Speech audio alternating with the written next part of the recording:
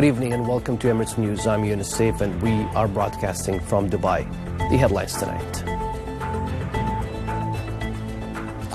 The Abu Dhabi Crown Prince reassured on King Salman's health.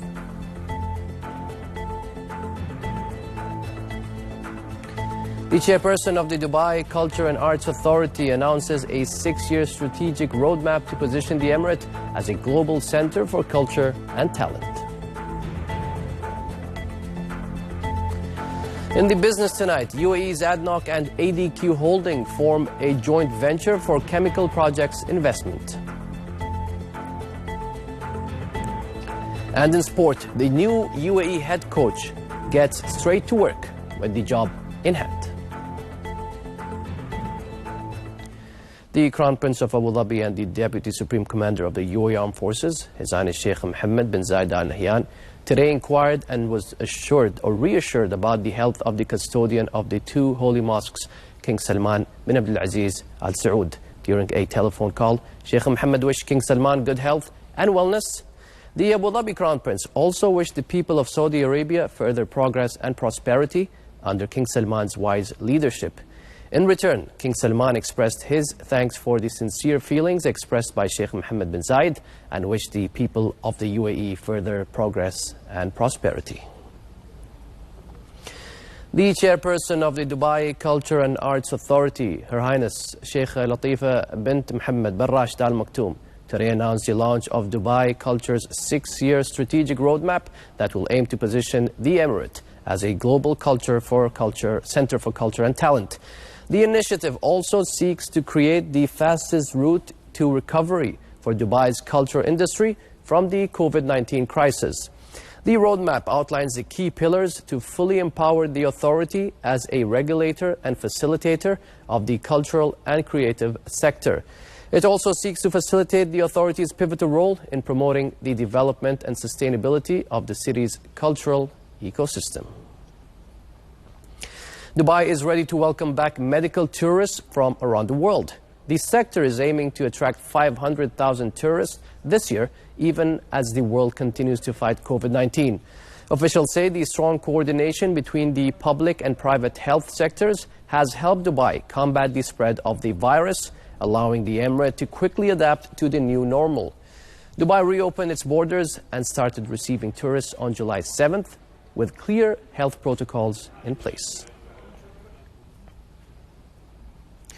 All students aged 6 and above must wear masks when they return to their classrooms for the new academic year. The Abu Dhabi Department of Education and Knowledge has instructed every school to conduct temperature checks before staff and students enter the campus and ensure social distancing of 1.5 meters is maintained for all. Regular cleaning and disinfection processes must also be carried out during the day.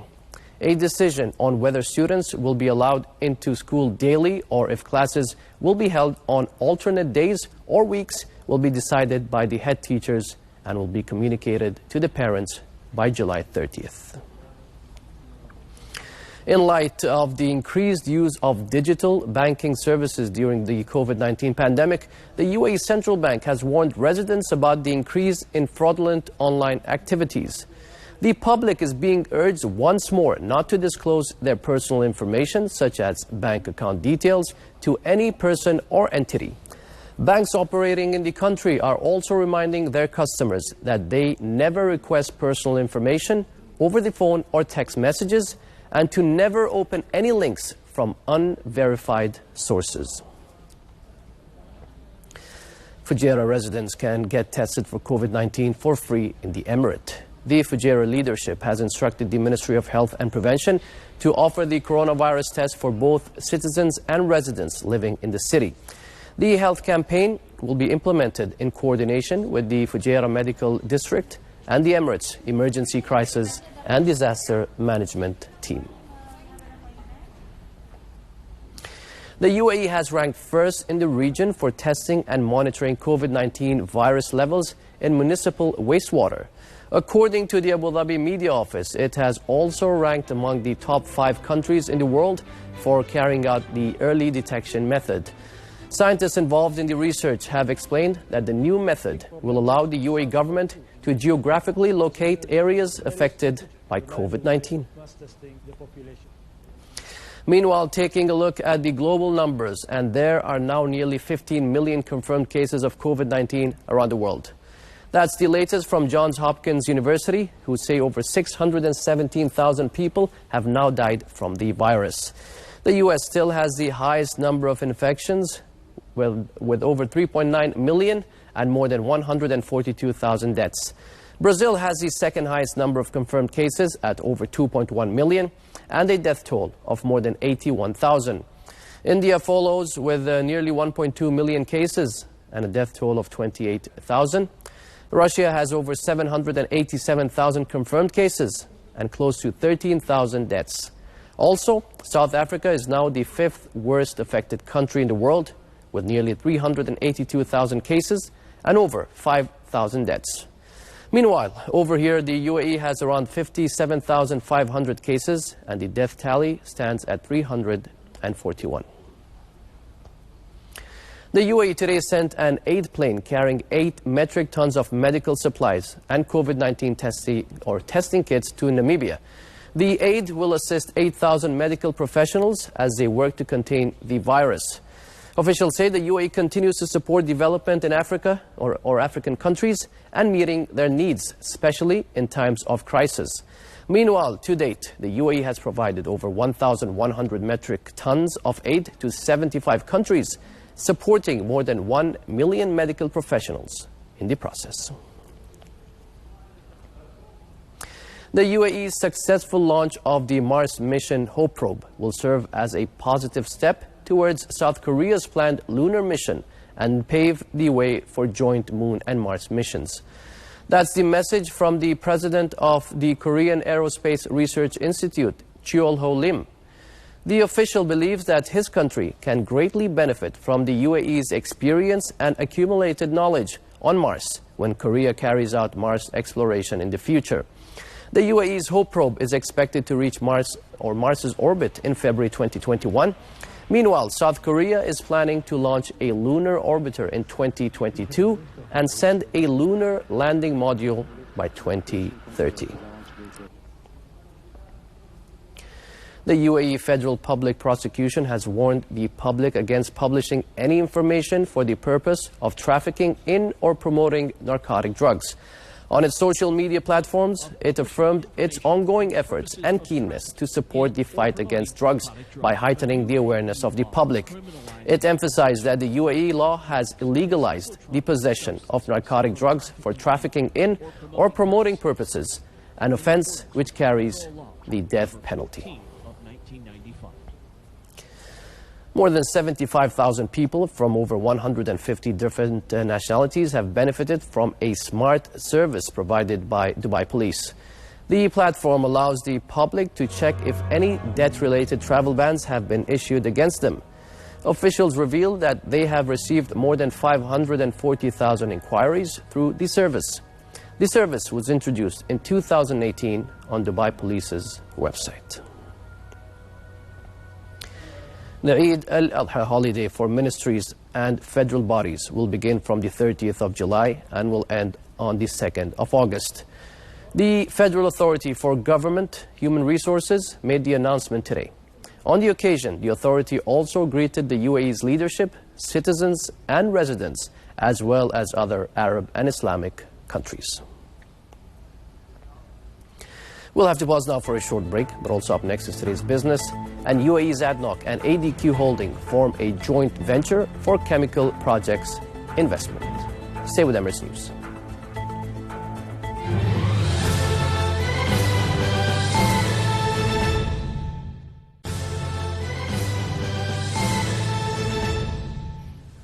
Welcome back to Emirates News. Our top story tonight. The Crown Prince of Abu Dhabi today inquired and was reassured about the health of the custodian of the two holy mosques and the King of Saudi Arabia. Time now for the business.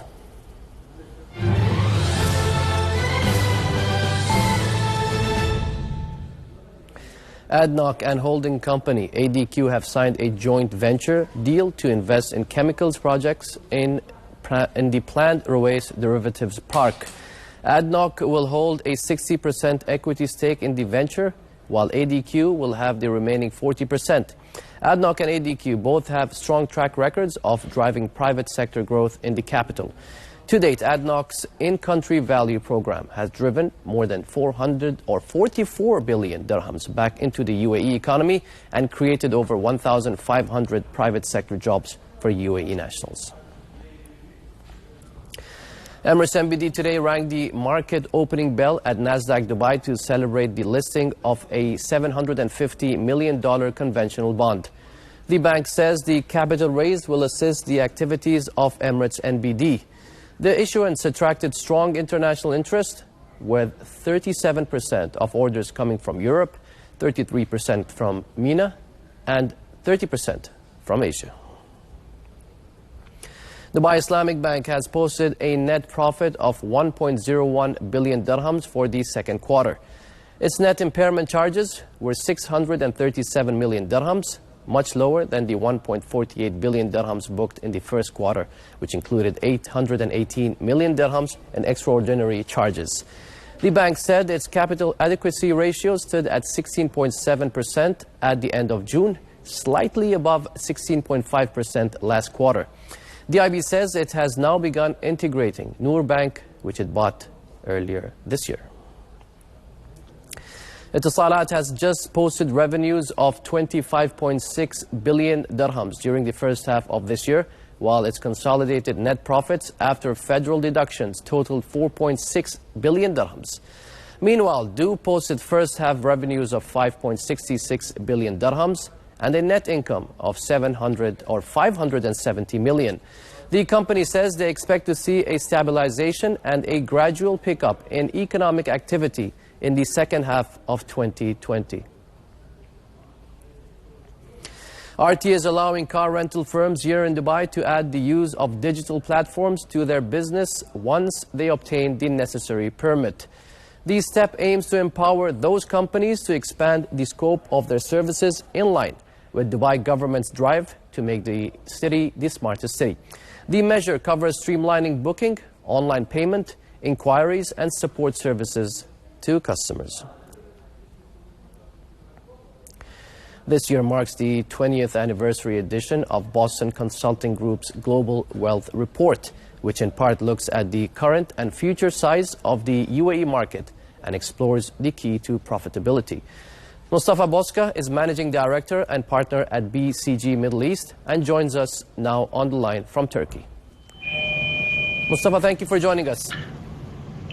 Thank you for having me on this program. Pleasure. Now, what are the key takeouts of the 2020 Global Wealth Report? 2020 is a unique year for a number of dimensions. As you said, this is our 20th edition of our Global Wealth Report, and the world is going through some unprecedented crisis. Despite that, I think there are three key takeaways.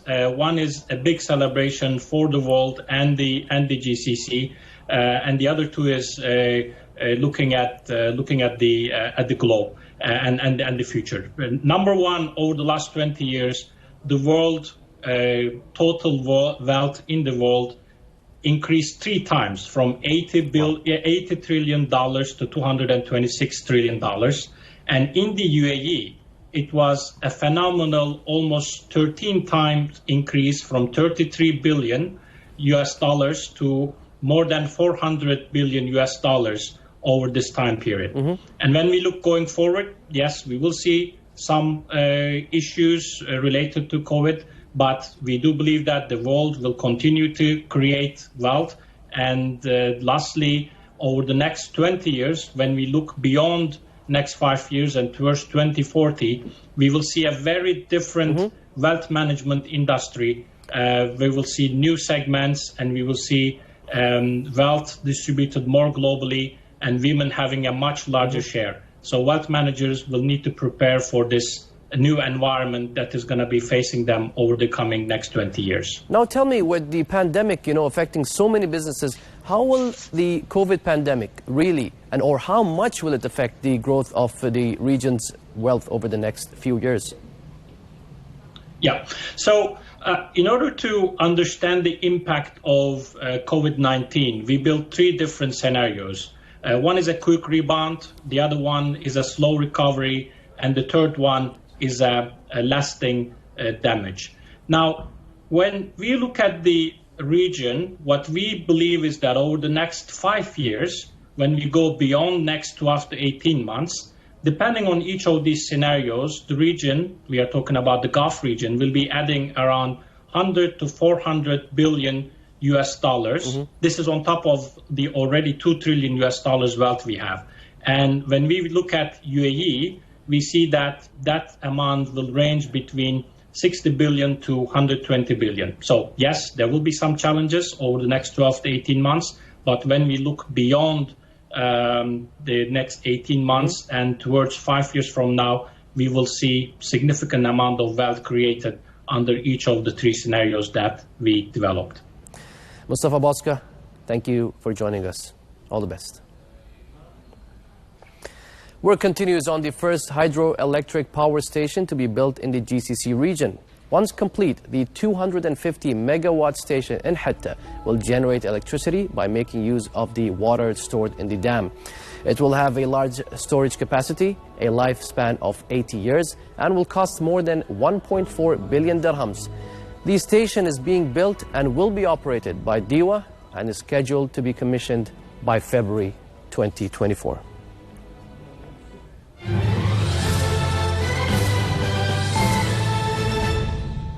Sport now, and the UAE's new football coach has hit the ground running since his arrival. Jorge Luis Pinto landed in the country in the early hours of yesterday morning. On the same day, he announced his first national squad, which include 3 professional footballers that received UAE citizenship in February. Since then, he's spoken to the local press, confirming that he will give it his everything to help the country qualify for the 2022 World Cup. The Colombian, who steered Costa Rica to the quarterfinals of the 2014 World Cup in Brazil, has also held a series of meetings with the UAE Football Association. And tonight he meets his players for the first time as the first of 3 training camps gets underway at the Hazza bin Zayed Stadium in Al Ain. The UAE is one step closer to hosting this year's Indian Premier League cricket tournament. The announcement to postpone this year's 2020 World Cup in Australia has opened a window of opportunity in the calendar for the IPL.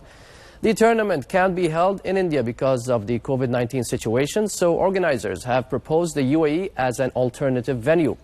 Pending approval from the Indian government, 8 IPL teams will compete here from late September to early November. The International Forum for Women and Sports, featuring a number of prominent global and UAE sports women, took place today online. Delegates discussed the challenges being faced by women's sport globally in light of COVID-19. International speakers included Tunisian fencer Ines Boubakri and one of the stars of the international women's football, Frances Laura Georges. And finally, the Ballon d'Or will not be awarded this year due to the extraordinary conditions created by the coronavirus pandemic. It will be the first time the trophy given for the world's best men's footballer has not been awarded since its launch in 1960 or 1956. France Football said it will be unfair to vote on the world's best player when some leagues, including the French Liga 1, cancelled their seasons early.